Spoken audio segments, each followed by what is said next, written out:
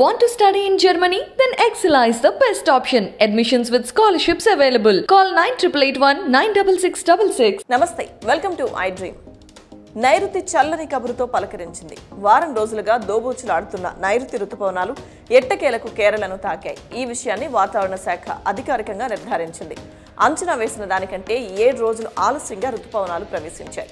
ప్రస్తుతం కేరళను తాకిన ఈ రుతుపవనాలు 16, 17 తేదీల్లో తెలుగు రాష్ట్రాల్లోకి ప్రవేశించే అవకాశం ఉంది.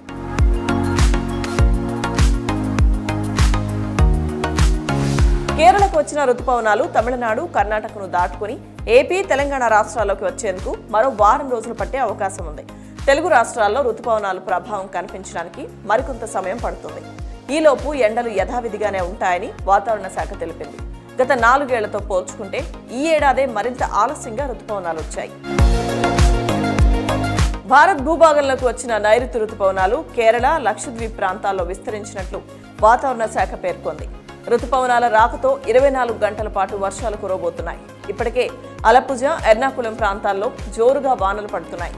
అక్కడి వాతావరణ శాఖ ఆయా ప్రాంతాలకు ఎల్లో అలర్ట్ జారీ చేసింది. కేరళను తాకిన రుతుపవనాలు దేశంలో ఇతర ప్రాంతాల్లో విస్తరించేందుకు కూడా వాతావరణం అనుకూలంగా ఉందని వాతావరణ శాఖ అంచనా వేస్తుంది. కర్ణాటక, తమిళనాడు మీదుగా ఏపీ, తెలంగాణలోకి ప్రవేశించనున్నాయి. ముందుగా రాయలసీమ ప్రాంతాన్ని పలకరించిన తర్వాత ఇతర ప్రాంతాల్లోకి రానున్నాయి.